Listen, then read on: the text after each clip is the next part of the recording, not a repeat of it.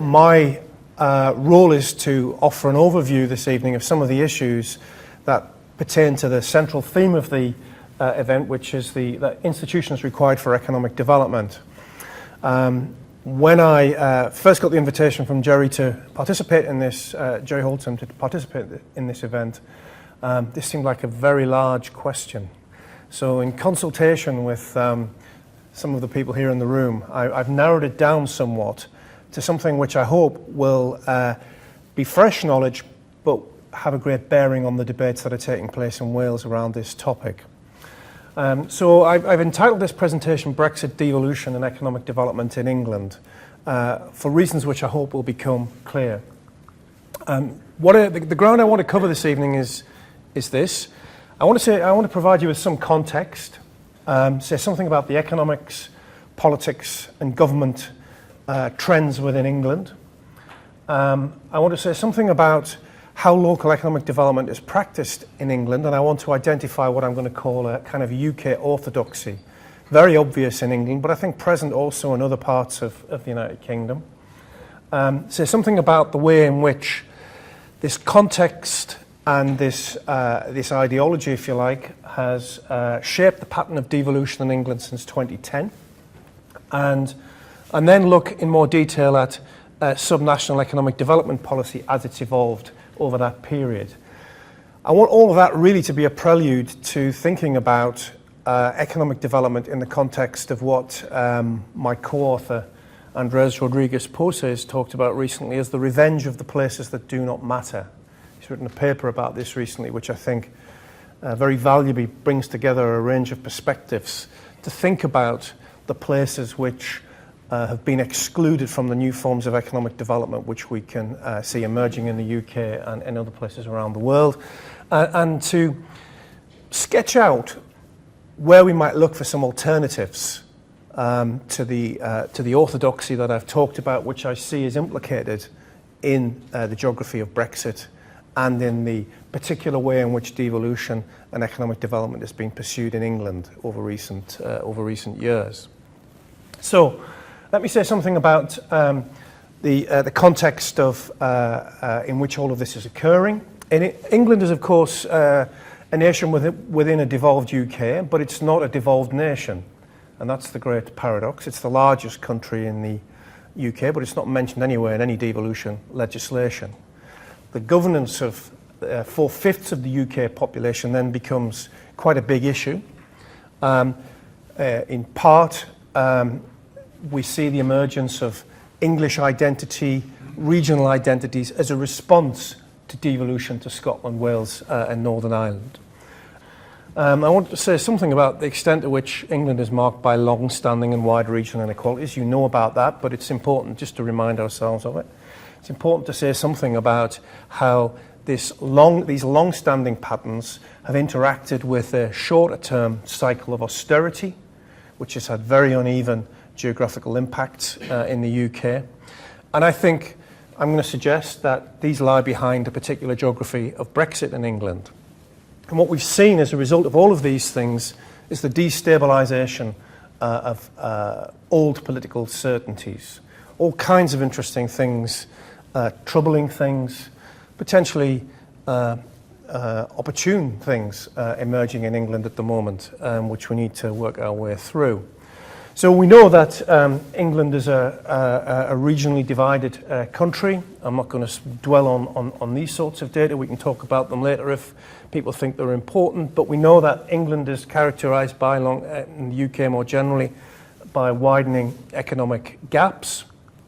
We know that the economic gaps in the UK are very wide in international comparative context. You won't be able to read all of the labels on this figure, but you will be able to pick out the United Kingdom in terms of the range of regional disparities. It's by far the largest range within the European Union. This is Eurostat data comparing regional disparities among the European countries. And the UK stands out for the scale of its disparities.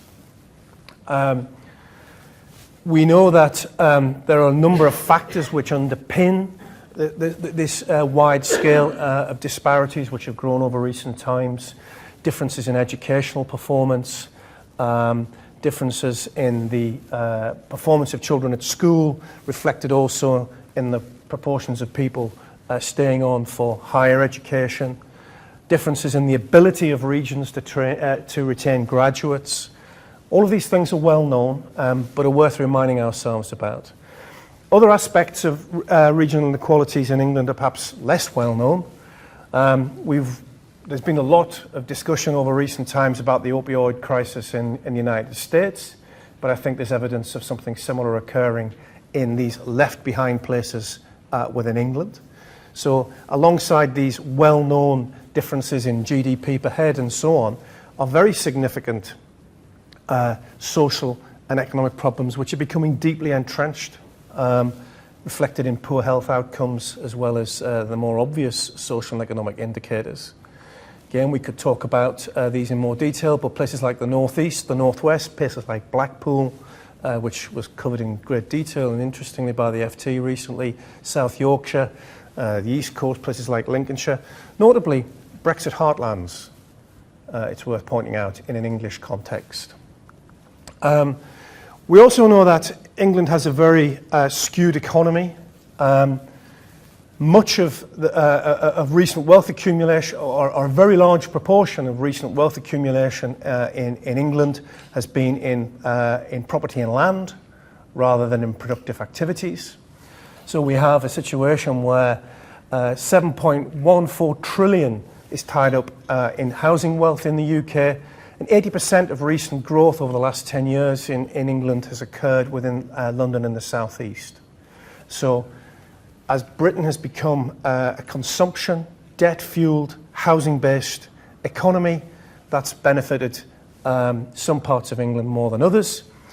Alongside that has been retrenchment as a result of austerity after 2010. Lots of ways of demonstrating this.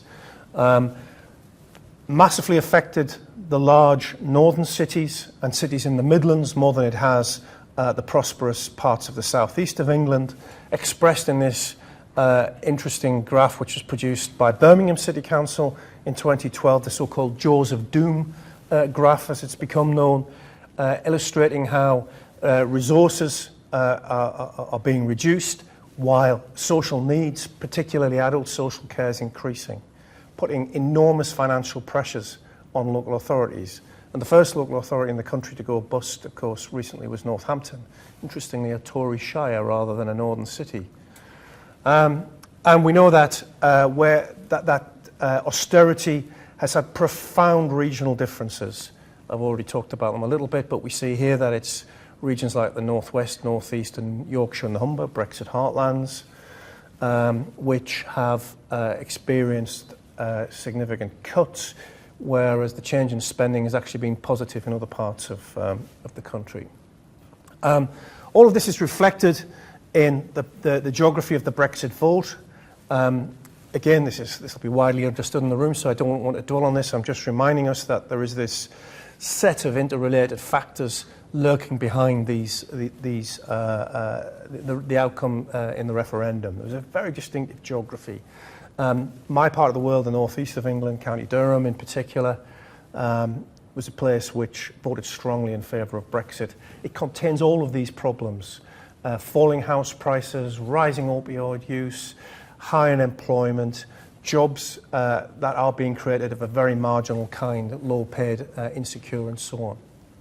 And of course, one of the great paradoxes of this is that much of the existing research which is emerging at the moment is suggesting that Brexit will actually worsen the problems in those places. Somewhere like County Durham, which I just mentioned, which you can see marked on this figure here, is a place which seems particularly vulnerable to the economic changes which will arise as a result of Brexit. But it's not just about economics, and it's not just about social changes. There are important issues to do with questions of identity, which I think are at play in all of this. They interact in complex ways with social and economic factors, and what we do get a sense in these Brexit regions is of a sense of Englishness rising sense of Englishness and English identity is underpinning the motivation for Brexit. That's the context cleared. What I want to go on and talk about now is what I'm going to describe as an orthodoxy surrounding local economic development policy in the UK. I think it's an orthodoxy that you can find in the academic world, very powerful economic voices, very powerful academic voices, particularly coming out of universities like the LSE and one or two other places, think tanks, notably London-based think tanks like the Centre for Cities and so on. The media, you'd find this orthodoxy, I think, well expressed in newspapers like The Economist and the FT. Great editorial a couple of days ago on the FT about the Metro mayoral elections in England that are coming up, which was a perfect 200-word encapsulation of this orthodoxy, I thought. And it infects the policy debates in very deep ways. And there's a number of axioms which I think are present in this orthodoxy. The first is that economic policy shouldn't focus on places. It shouldn't get hung up on left-behind places. It should focus on the development of people, particularly skilling people and making them mobile to move to the places where jobs are being created, notably in London and the South. It's very much focused on the dynamic, productive potential of cities. Andy Pike, another one of my collaborators, has called this recently city centrism. The extent to which cities, particularly big cities, the bigger the better, are at the heart of this economic orthodoxy. Kevin Morgan has talked about metrophilia in a paper which I think is going to come out soon. This idea that we should be focusing on the cities because that's where these are the places which attract highly qualified people who are the source of most of productivity growth in the economy. Interestingly, a focus on functional urban regions has emerged, but that doesn't necessarily always inform the policy orthodoxy in a very clear way, but the OECD in particular emphasises the way we should think about functional urban regions. All this together adds up to a prescription for increasing the scale of cities and increasing skills levels in the economy, density, the relationship between density and development. Agglomeration economies has been key to understanding patterns of economic development. Much less attention to agglomeration diseconomies in this literature, which we could perhaps talk about. Essentially, it's a view which suggests that markets rather than planning should be prioritised in the allocation of resources, the geographical allocation of resources. We have the UK government set up a What Works policy, What Works Centre for local economic development policy. And most of what comes out of that is to suggest that not much works. And therefore, be very careful about intervening because you can waste a lot of money and create a lot of unintended consequences. That's the orthodoxy.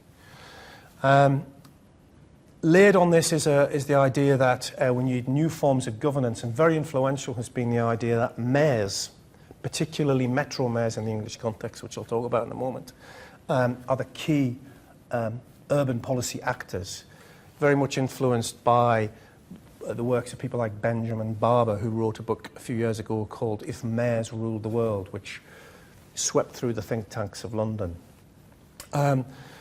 This orthodoxy, of course, comes up against politics.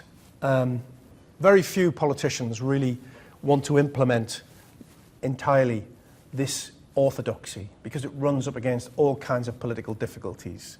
Not least it produces losers and backlashes and so on. So we could argue that particularly under the Theresa May government in the UK, there's been a bit of a move back from this orthodoxy, but it was very much an orthodoxy which was pursued with vigour by George Osborne when he was Chancellor of the Exchequer. So what does this mean for places like the north of England, for instance, the left-behind regions? Well, the work of the Centre for Cities emphasises the extent to which, if we look at jobs across a place like the north of England, we find them very much concentrated in the city centres, notably in places like Manchester city centre, and therefore our economic policy should be focused on enabling these jobs engines to grow even faster. So that's underpinning much of the ideas around the Northern Powerhouse, which I'll talk about in a moment. So although jobs are created, are strongly concentrated in the big northern cities, the kinds of concentrations of wealth that you see in London are not replicated in the northern cities like Manchester. So the idea here is really that there's something which is hindering the emergence in the north of a major agglomeration to counteract the growth of London. We've worried too much about equality and dividing public resources up into small parcels and distributing them too widely for them to be effective. So here we have, for instance, Paul Swinney of the Centre for Cities arguing that, well, if you want equality, go to Burnley or Mansfield or Barnsley. They're equal cities. If you want growth, go to Cambridge. It's a very unequal city, but there's a lot of growth there. The inequality is actually a sign of the success of the Cambridge economy, is the key idea here. So all of this is context in the sense of the socio-economic context, the intellectual framework within which policy has been developed over recent times. So how's that played out in England? Bear in mind, of course, as I said, England is the only component nation of the United Kingdom which hasn't seen devolution. Well, almost the first act of the incoming coalition government back in 2010 was to abolish most of the mechanisms for regional planning in England. That's important to bear in mind in all of this. New Labour had created regional development agencies, regional planning mechanisms of one kind or another, tried to create a framework at the regional scale for planning. This was summarily destroyed after 2010. And what we saw was instead a strong preference for localism, for doing things at the municipal scale rather than the regional scale. But I think this idea that that economic development, planning of land use and all kinds of other things could be done solely at the municipal scale, I think has very quickly come undone. The simplicities of this localism have been exposed and attacked, and we're seeing a move away from all of that towards the reconstitution of some kind of regional scale of planning. Important in this has been the influence of the Manchester model, which I'll talk about in a moment. And building on what's happened in Manchester, the new governance arrangements which have been proposed there, the perceived success of Manchester compared to other parts of the north of England or other parts of England outside of London and the southeast, we've had a move towards a kind of ad hoc form of devolution based on individual deals between particular groups of local authorities, the creation of combined authorities where local authorities come together to cooperate around economic development, land use, planning, transport and so on, and the cherry on top of all of this, the creation in a small number of parts of England of metro mayors. So what we have, as I said, is a kind of ad hoc, asymmetric, deal-based devolution where groups of local authorities have got to approach the central government with a deal that they would like to do around devolution. And what this has led to is extraordinary complexity, opacity, and what we have here is the chief executive of the West of England Local Enterprise Partnership, which is one of these, which has been involved in one of these devolution deals, describing it as the most hideously complex change program she'd ever undertaken. So this is an incredibly complex way to devolve political power and beyond the capacity of many places in England, and that's why, after an initial wave of enthusiasm, it's kind of slowed right down now. So what we see here is we see that we've gone from a situation in England, this is just referring to the land use planning scenario, where we used to have a regional framework for planning which has been destroyed. It's now being, we no longer have regional planning in England of the type that was what was being pursued by New Labour. We've introduced instead this kind of very localised neighbourhood planning, but we have left here what the House of Commons Select Committee on Communities called a strategic vacuum at the regional scale in England when it comes to local economic development planning policy. So we have a complex journey through from 2010 through to, I would say, May 2017, where we had the first Metro Mayor elections in England, where through a series of deals done first in Manchester, then with other places, some of which went ahead, some of which didn't, and led to a situation where we had the creation of combined authorities and Metro Mayors in a small number of places in England. And what we see here is that, by and large, although these were meant to be bespoke deals between these local authorities and the central government, they more or less covered the same sorts of areas: education and skills in very limited ways, housing and planning in more significant ways. We see the re-emergence of regional land use planning through all of this, some powers in relation to transport, and in the case of Manchester, some powers over health. But very modest powers, very modest resources.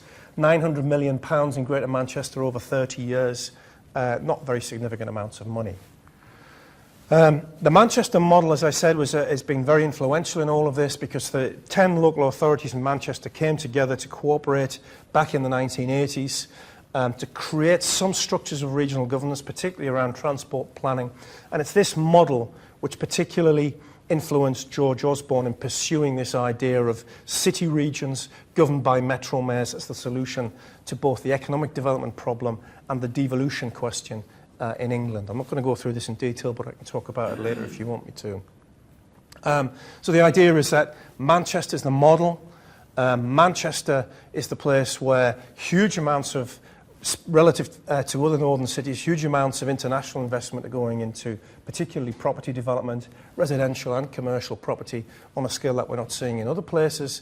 It corresponds to this orthodoxy of densifying and developing the city for service industries, because they'll be the job generators of the future. So this is literally the kind of landscape that is envisaged as arising from all of this.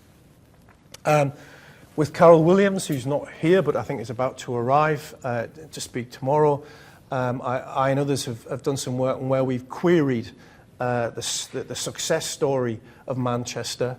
We've argued that the growth that we've seen is of a very partial kind. It's actually accelerated divisions within the socioeconomic divisions within the region. It's not really dealing with the underlying problems. The kinds of investments which are being created in the city centre in Manchester are not producing high-quality, knowledge-intensive jobs in the way that the orthodoxy would expect, but rather precarious, often low-paid jobs in sectors like retail, leisure, and so on, hospitality, and so on. Again, I could talk about this all in more detail later. But in order to stick to time, I'm going to move on. And so we have this idea that the city region is the scale at which we should plan, because that's the scale at which we can produce this more densified city, which will attract skilled people, and they will contribute to the productivity and growth of the economy. As I've said, this idea of the Metro Mayor is introduced into this story in England as the sort of governance solution for this problem. So back in 2015, setting out its plans for national infrastructure, the UK Treasury devoted a chapter to the Northern Powerhouse idea, which I'll talk about in a moment, in which it argued that devolution could only occur in significant ways to those regions which were prepared to accept a directly elected Metro Mayor as the governance arrangement. And it argues in this chapter 15 of the government's infrastructure plan that the experience of London and other international cities suggests that only a directly elected mayor has the capacity to lead this process. Right? There's no evidence whatsoever provided to support this argument. But nevertheless, it's become central to the whole devolution process, or it has up to date in this whole thing. And of course, Boris Johnson is offered as evidence that this is the way forward. He's Foreign Secretary now. So what we have here is emerging, these complex structures of government emerging in different parts of, in some parts of England.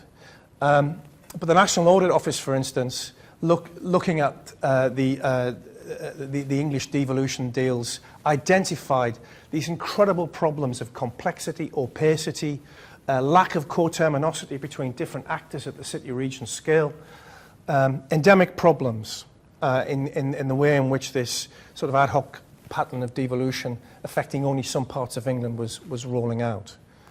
The other thing to bear in mind is that this opacity, lack of understanding on the part of the population about how this system works must be a factor in explaining these levels of turnout in the first Metro mayoral elections in England. Tees Valley in the northeast of England, Middlesbrough region, almost 80% of people didn't vote for this important local leader figure who was going to be the catalyst to the transformation of the local economy. And that's a lower level of turnout than in existing local elections, which is already very low. So, worth bearing all of that in mind. So let's now briefly say how this is, how all of this frames subnational economic development policy in England. I want to focus on three things. First of all, say a bit about UK industrial strategy. Say a little bit about local enterprise partnerships, which are the vehicle in most parts of England for delivering economic development policy, and then look at how this all plays out in the north of England through this concept of the Northern Powerhouse. So the UK industrial strategy, well, you'll all know about this. It's focused around these 5 components of ideas, people, infrastructure, business environment, and place. The most significant thing about this story is, of course, that in the early drafts of the industrial strategy and in the early discussions that some of us participated in around all of this, it was quite clear that place was intended to inform all aspects of the industrial strategy. But when it finally came to be produced, it was relegated to a chapter, suggesting that the idea that place was important had been sort of toyed with, but not quite grasped. If we look at what the place component amounts to in basic terms, it requires each part of the UK to develop a local industrial strategy. There's some additional money. The local industrial strategies are to be led by the 6 metro mayors where they exist, but in the rest of England, the development strategy will be led by local enterprise partnerships. Local enterprise partnerships, there's 38 of them, I think, across England. Some local authorities are in more than one. Again, another pattern of ad hocery and complexity, opacity. Again, the National Audit Office undertook an evaluation of the early stages of local enterprise partnerships, which are these voluntary business-led organisations, and found them, it was unimpressed by their performance. Myself and some colleagues at Newcastle University undertook a national survey of the local enterprise partnerships, and you come across great variation in their capacity. Some of them have some resource, some of them a little more than an email address. And yet these are the key actors in the delivery of the industrial strategy in England. So the Northern Powerhouse is an attempt to give coherence to this at the scale of Northern England. Announced in 2014 as £7 billion package of investment, much of it not new, actually repackaged, much of it quite conventional, focusing on roads, on public transport and so on. Some little additional things like a great exhibition of the North, which is about to start in 2016 at the moment. I'm going around the country asking people, had they heard of the great? No, they haven't. No, I can see all the heads shaking. This is one of the great gifts that George Osborne gave to the north of England, but most people in the north of England haven't heard of it, so it's not surprising people in Wales haven't. So the Northern Powerhouse, much of the investment goes in transport. It's concerned primarily with reducing transport times between the main urban centres in England, in the north of England, to try and build that urban capacity which is seen as lacking compared to London. Much of it is focused on reducing or identifying the advantages which would arise from reducing journey times, increasing, say, public transport quickening public transport journey times. We see that, for instance, between Manchester and Leeds. Journey times are 8.2 miles per minute compared to 1.66 miles per minute between London and Milton Keynes. If the North had a transport system like the South, would that not create the kind of agglomeration that we need? So the emphasis is on reducing journey times between the major northern cities. Osborne's phrase was to make them more than the sum of their parts. But much of this is just aspirational at this stage, very little actual programs in place. So in this context, I'm moving towards the end. In this context, we have this situation where essentially the UK government is trying to find solutions, political and economic at the same time, for places which have been left behind by the economic growth that we see in London and which express dissatisfaction through Brexit. And my colleague Andres Rodriguez-Pose has argued that what we're seeing, not just in Brexit, but in the vote for Trump, in developments across Europe, Hungary being the latest example probably, the revenge of places that don't matter. The places outside of the fast-growing cities striking back. Territorial inequalities are at the root of the rise of populism, he argues.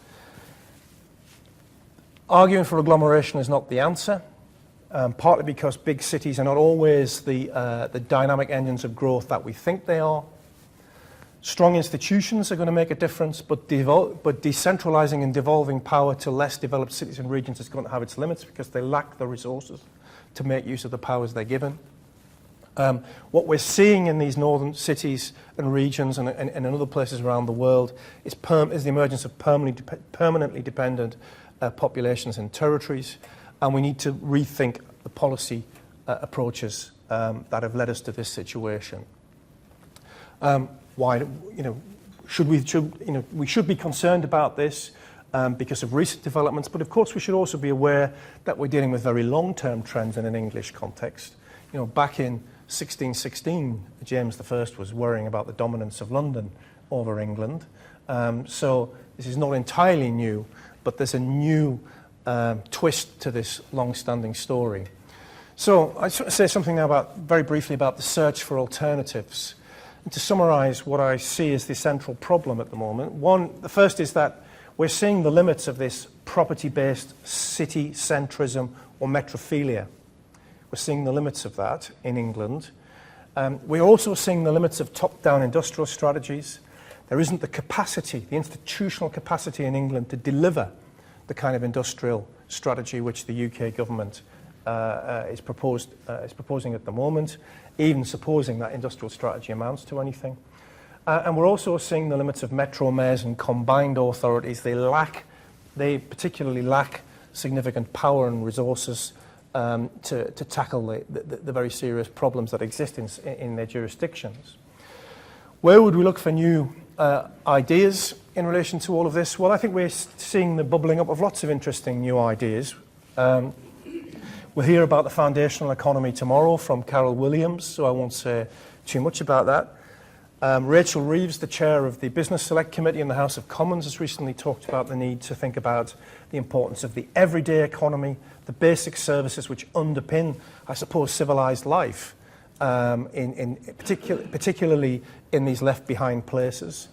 Economic policy can't just be about mission-oriented, Apollo mission-style big science. It's got to be about delivering in a more coherent and sustained way for these places.